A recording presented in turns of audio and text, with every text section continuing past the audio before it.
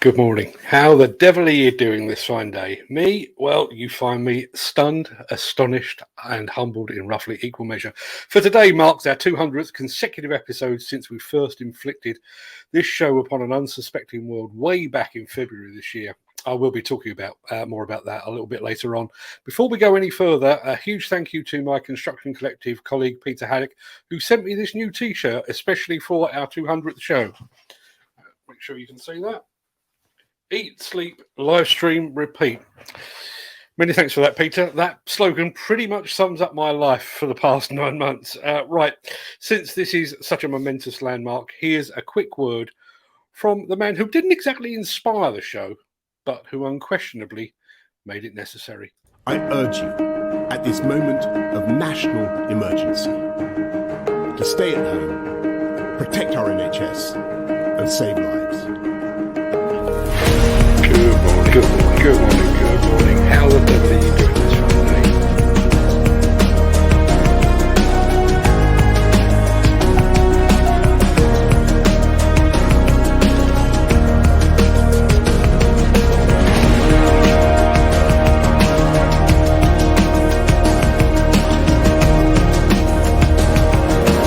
Welcome to the Breakfast Show. I'm your host, Mark Anthony.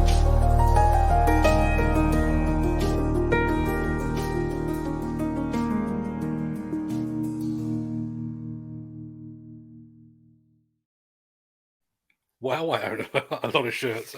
It's Thursday, the 2nd of December, and as that remarkably persistent guy just said for the 200th time, welcome to the Breakfast Show. I am your host, Mark Anthony. In today's show, Komatsu looks beyond earth moving. JCB puts its money where its mouth is with a hydrogen car. Retentions. Is the end finally in sight? Kobelco unveils a new compact excavator. And as you've already got the impression of, we're going to celebrate the big 200 with our landmark show. We will get to all of that in just a second, but first, let's see who among the rich and the shameless will be celebrating a birthday on this day of days. Happy birthday!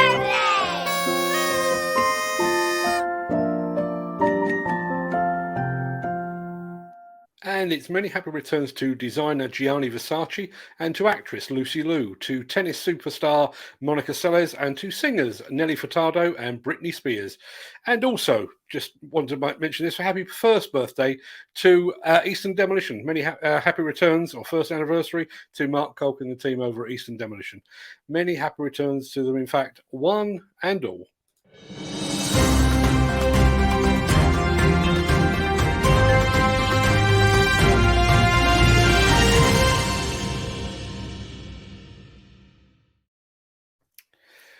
Do you ever read a thing and think, hang on, is it the 1st of April? Am I on candid camera? Well, I did that yesterday. Komatsu has signed up to be part of the Council of Promoting the Development of Innovative Technologies for Autonomous Construction. Quite a mouthful, but I'll read on. Komatsu, as part of this, will be looking at a very specific application. And that application is the moon.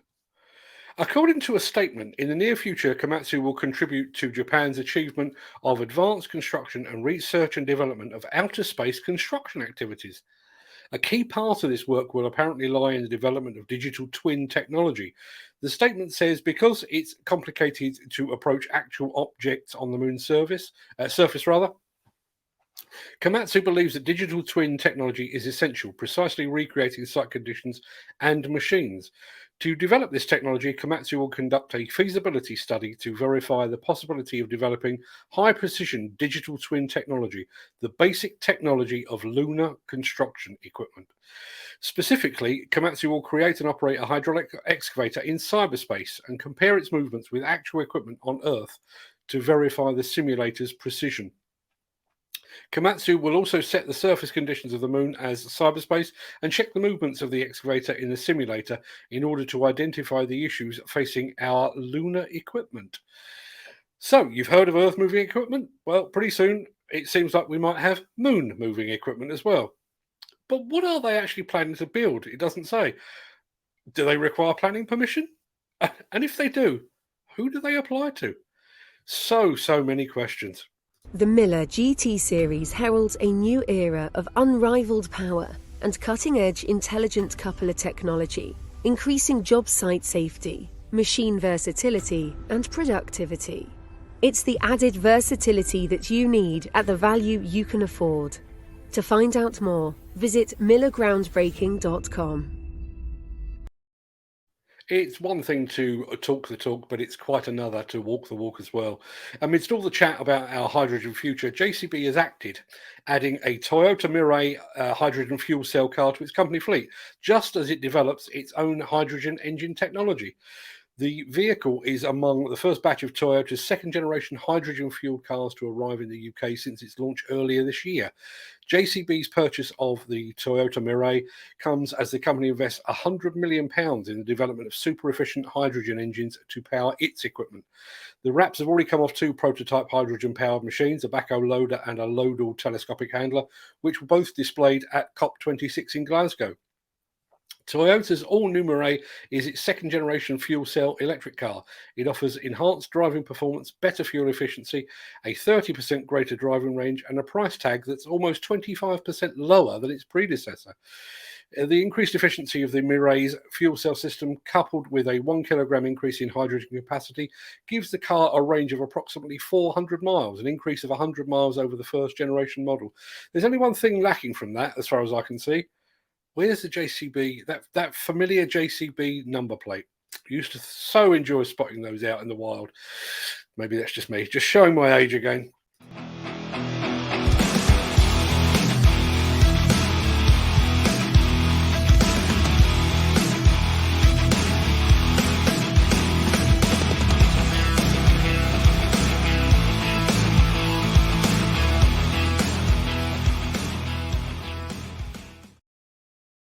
Kobelco has been extremely busy in the excavator development field of late, and now the company has turned its attention to the compact end of its range. Check out the new Kobelco SK58 SRX-7 mini excavator, and you can tell I'm getting old because I can't even read my own script. I need a bigger font, but here we go. Today, we're going to deep dive into the new specs and improvements on the SK58. Let's step into the machine, where our product manager Wesley will show you all the details. The new SK58 mini excavator not only stands out in performance with greater efficiency and productivity with an increased power and speed, but it also stands out in design. The machine is built around the operator and gives you the comfort and operability you need without making compromises. Its high quality and innovation, which is undiminished by the mini excavator's size, is Kobelco's answer to the question of the mini excavator's future. For a smoother attachment operation, we optimize the power effectively by digging reaction force control. To optimize combination operability between swing and boom, the digging time of the SK58 is reduced greatly. Compared with the previous SK55, the digging time is shortened by 10%. By changing the travel spool shape, installing new travel motors and a newly designed swivel joint, we decrease the hydraulic pressure loss and increase the hill climbing speed with 10% and the travel speed by 12%. We also fine-tuned the SK58 hydraulic system, resulting in a big advantage of its controllability. It has smooth and precise operation on travel, swing and leveling with the large bucket. The vehicle market's demands of comfortability and excellence in interior are growing. Operators require a comfort cabin with improved operability, which allows them to focus on operation. Improved functionality and aesthetics resulted in a new operator-friendly interior. For the versatility of the SK58, there are many different options available. In addition to the usual different arm and piping options, we also have hydraulic oil flow adjustment function for rotation and nibbler and breaker circuit. By using this function, the amount of oil can be optimized according to the attachment specifications. The new SK58 is a Stage 5 compliant machine, which makes it an environment-friendly machine. By using the standard or the eco work mode, you can balance between your high performance or low fuel consumption. Visibility is an important update on the SK58. By changing the wiper motor position, installing a bigger skylight and standard LED lights, we improved the visibility. Kobelco's innovative integrated noise and dust reduction system is a superior method of noise suppression that promotes low noise, exceptional engine cooling, enhanced reliability, minimal machine downtime, and a more comfortable working environment for the operator. This and all other new specs makes the SK58 a mini excavator ready for the future. If you would like more information about the machine, visit the Kobelco website. Thank you for watching. If I had my time over again, the Breakfast Show might just be branded in that Kobelco colour. It really is very, very smart indeed.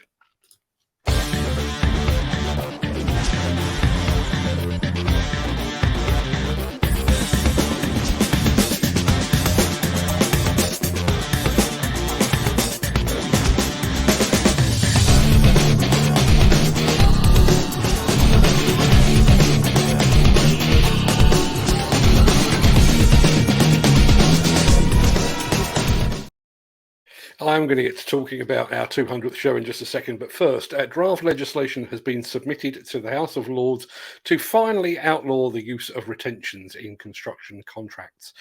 Speaking to the Construction Index, the sponsor of the bill, Lord Aberdare, explains retentions are amounts withheld from payments that would otherwise be due under construction contracts as security against contractual non-performance. They have a damaging effect on the construction industry, you don't say. They restrict the ability of the firms from which they are withheld to innovate, invest, train staff and to take on apprentices, and to grow and sometimes even survive. The system is fundamentally unfair to small businesses. It's estimated that some £4.5 billion annually is taken out of the economy through outstanding retentions, while around £1 million per working day is lost to smaller construction businesses through insolvencies of upstream contractors who have withheld funds. In 2018, about £10.5 billion of the construction sector's overall annual turnover of £220 billion was estimated to be held in retentions.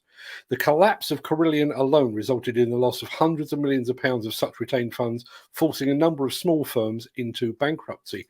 Lord Aberdare says there are several key concerns relating to retentions.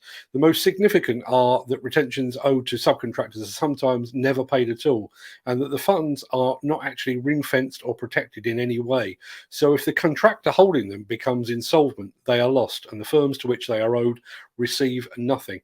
Inevitably, this leads to prices quoted for work being inflated to allow for the risk of retentions being lost.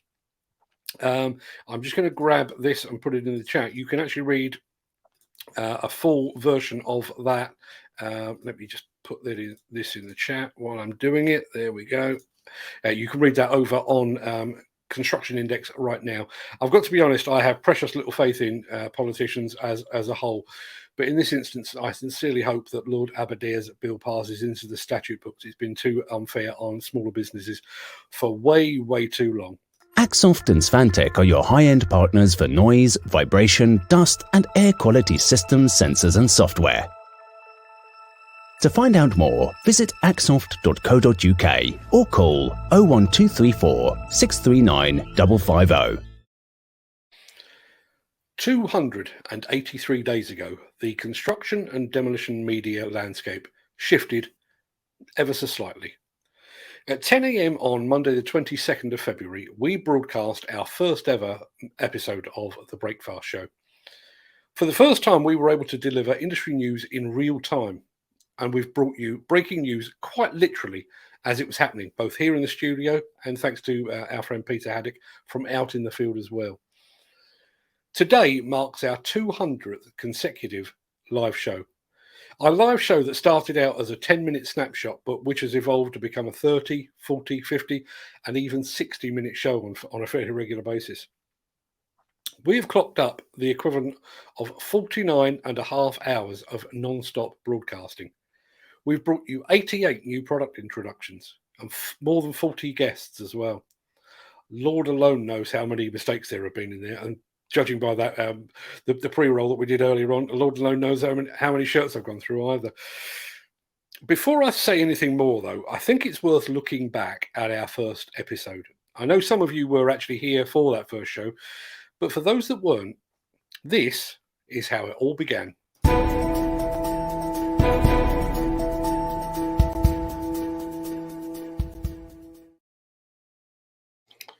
It's Monday, the 22nd of February, and here's your construction and demolition flash briefing for today. The BC Live league table of new contract awards in construction has broken the £6 billion mark again. Manchester-based KDC Contractors has had a big contract win up in Ellesmere Port. Clifford Devlin, has become the latest to pass into employee ownership.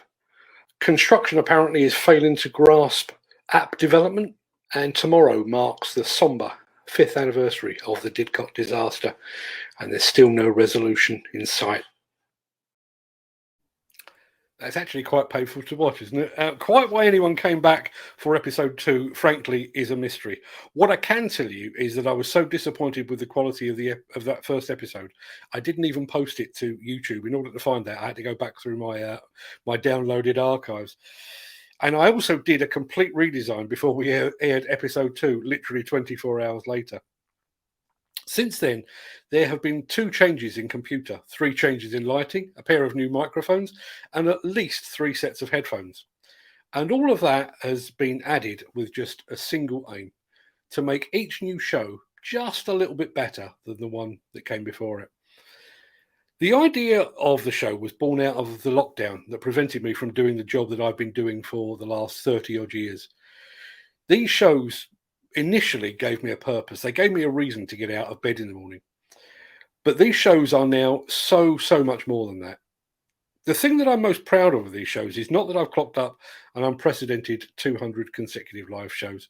It's not that I now have some fancy lighting and an equally fancy computer. The thing that makes me most proud is that these shows have evolved from monologue to dialogue. These shows are the hub around which we have built a large and growing community of like-minded individuals, many of whom are here every single day. Now, I have got something to flash up on the screen there.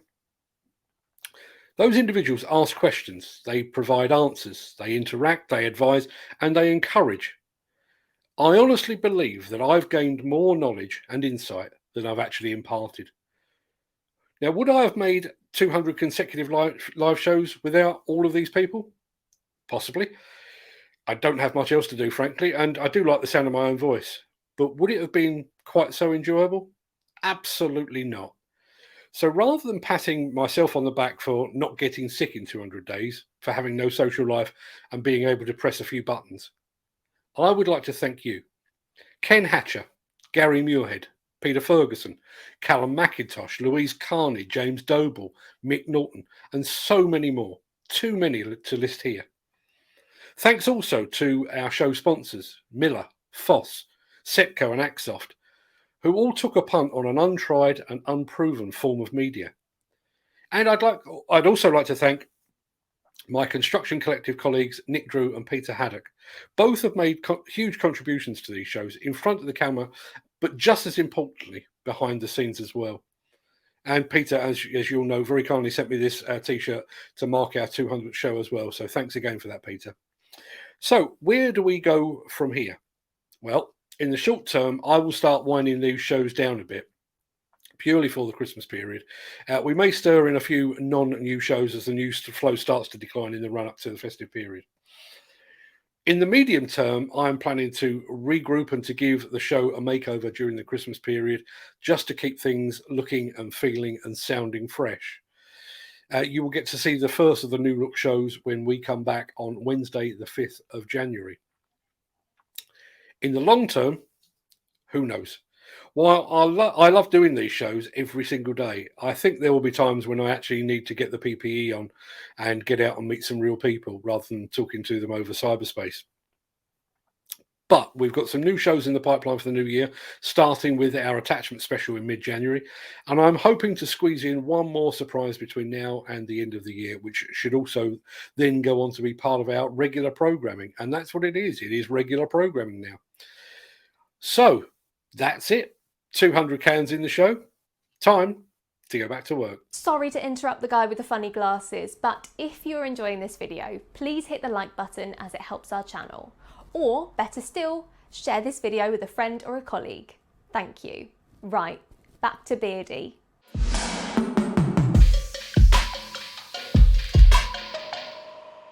Right, that pretty much wraps up today's show. I'm off out for lunch with a demolition friend of mine in an hour or two. It's purely a coincidence that our get-together should coincide with our 200th show, but it will give us a good excuse for a celebration. I will be back here on the morrow, usual time, usual place, for yet more of this old stuff and nonsense. I will roll the outro in just a second before leaping gazelle-like over into the chat to see what you're all saying today. But until then, stay safe, look after yourself, your family, your friends, and your colleagues. Thanks for watching. And thanks for being part of this unplanned but endlessly fascinating journey.